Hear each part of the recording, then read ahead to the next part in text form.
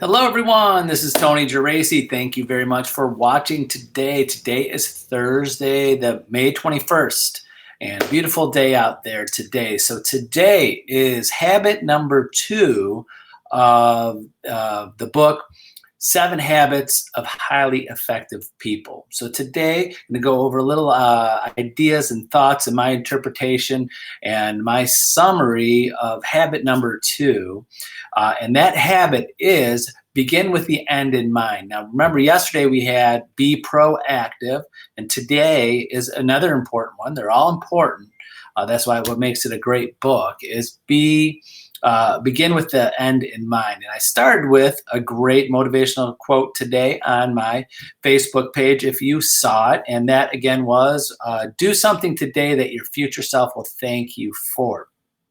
Now, remember, today is the future of where you were last year, last week, last month, 10 years ago. So I put my spin on it, and I try to think to myself almost daily when I'm not too busy and actually have time to really sit down and kind of go over my daily goals and plans for the future. Is like, did I reach my goals? Is today, am I thankful for what I did 10 years ago, 5 years ago? Did I reach those goals?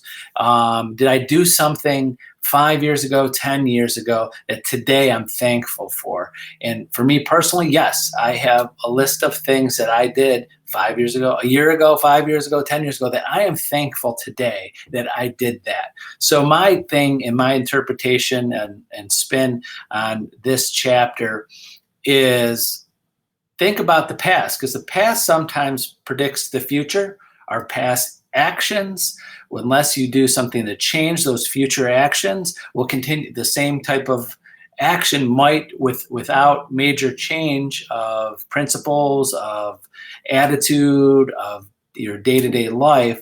If you go back for your past, it's kind of like your future. It's like water goes that easiest path.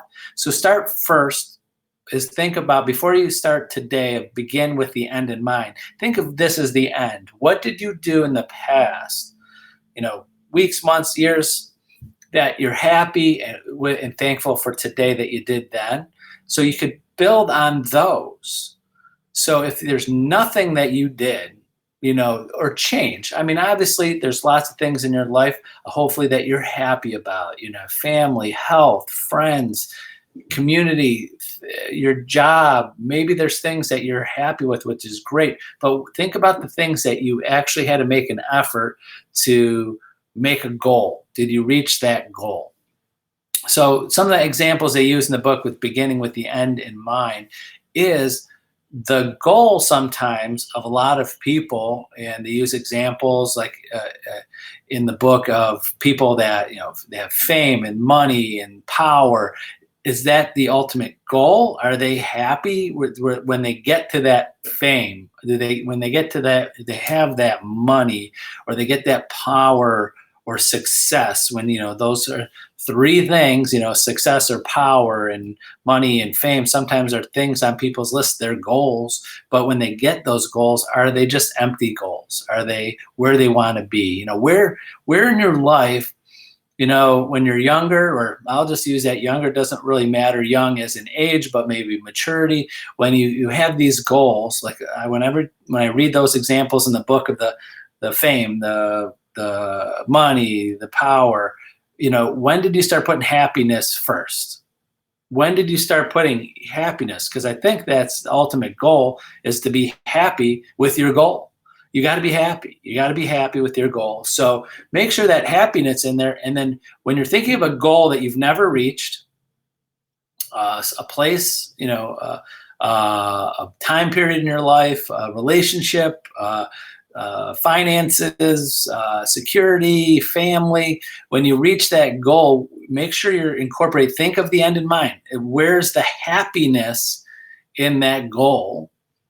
And the other thing that you got to think about is not just the happiness, is there's things in that happiness that you're asking for and hope for that you can't control, that might make you unhappy. example I use in my head all the time. Like I joke with my kids and family, like, oh, great, someday, hope that we all, when I'm a grandparent someday, we're all living in the same city around, and I could just go hop to house to house to house and see the grandkids and spend there and take trips with them, and we're all together and you go on trips and spend time together, and I get to see all the grandkids all the time. Is that possible? Would that make me happy? I think so. That's kind of like a goal I have. That would be great someday. But I'm ultimately know that, wow, that's a lot of managing parts. Well, if that's my goal, making sure all my grandkids and kids and family and immediate families close to me, so I could spend most of my time with them.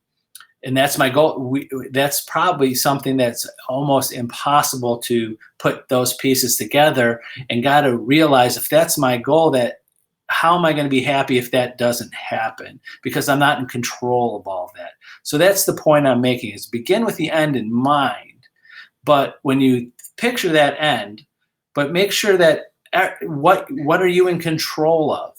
And if you're not in control of certain things, that you want that goal to have, are you still going to be happy? Are you going to still be satisfied? It's not going to be an empty goal that you're going to have someday, because of all of the moving parts. So when you, again, begin with the end in mind, write a mission statement, write a statement that clearly defines what you want at the end. What's your goal?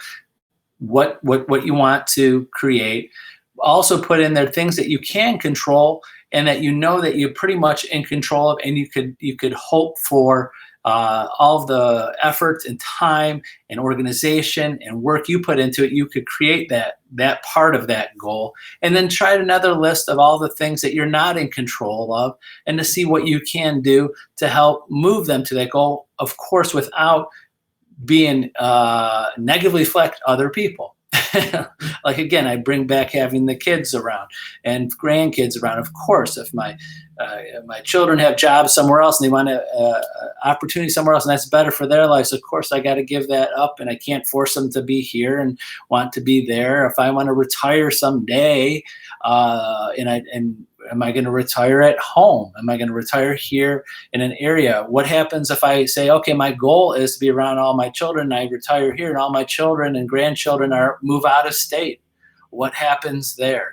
All right, you're getting a little idea how my mind works here on a day-to-day basis. So, and then I even think about where, if I want to move away and retire, where am I going to go? What's going to make me happy? Is it the location? Is it the accessibility of family and friends? Is it a place where I could continue to work? It's what is it? So I'm kind of going on that tangent of a goal, because a lot of us get to that goal. Where are we going to be later in our lives? Where, when you hit a certain age, which I'm happy to say in a few weeks I'll hit that big 50, that 50 years old, and you start thinking about, where's the next step in life? Where's the end of after work? Where's when you're retired, or when you're not working as much, or when your kids are grown up and there's grandkids? Where are you going to be? So a lot of you might be already in that phase, and that's where my quote today comes in.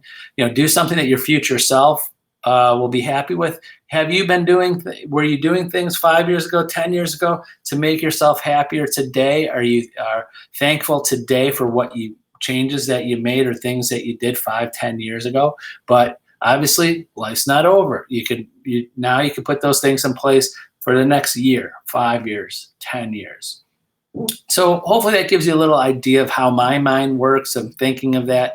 So specifically today, if you get some time, think about this habit. Begin with the end in mind. Create the end that you want to. Make sure all variables that are considered in that end of a goal. So if it's business success, if you go, I want to be in real estate, and I want to sell this many houses a year. I want to make this type of income a year within 5 years, 10 years, 1 year.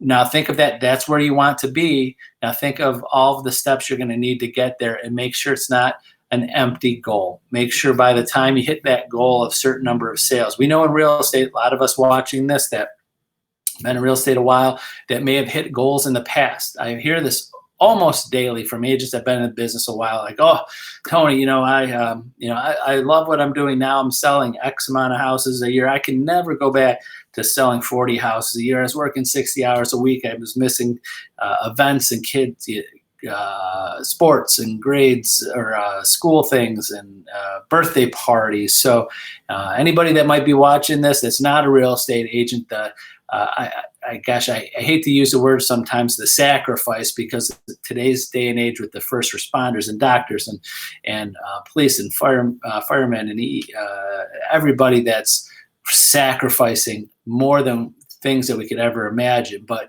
as real estate, we do have a sacrifice sometimes of having a job that is 7 days a week and almost 24 hours a day. I've in the past missed baseball games. I've missed birthday parties. I've been at birthday parties, and then all of a sudden I get off the phone. I'm like, okay, party's over. I'm like, I just got here. I'm like, no, you've been on the phone for 3 hours working on transactions. You know that. You've been there. If you're in real estate, you've been there. All of a sudden you walk in the door, and then you're outside on a phone call, and next thing you know, you don't realize that 3 hours went by because you're working on stuff. Because we have to work when other people are not working. So there is a sacrifice there, obviously not as great and as things that a lot of other jobs have, but you have to think of the sacrifice you're going to have to make to get certain goals, and make sure your relationships are still there, making sure you're spending time with your spouse, making time you're spending with your kids, with your grandkids, making sure that success, that goal, the end in mind is not an empty one. It's not empty. So you got to think of all of the scenarios begin with the end in mind, and make sure at the end it's not an empty end, empty goal, and you're not thankful for all of the things you did. Similar, like again, with the quote for today, do something today that your future self will be thankful for that you did it. So that's it for today. Please use me as a resource if you want to talk or go over any ideas or thoughts in real estate and business, and thinking of the end in mind. Being in real estate 28 years, I've seen lots of beginnings. Like today, I've got 2 agents that just passed their test this morning, and I've seen a lot of agents retire from real estate with their end in mind, and everywhere in between. And I'm happy to share those experiences with you and see how that fits into your future goals. So that's it. Have a wonderful day. Tomorrow is habit number 3, and that habit is put first things first. So tomorrow's put first things first. Hope you can make it or watch the recording. So that's it. Have a wonderful day and a great week, and hope to see you soon. Bye-bye.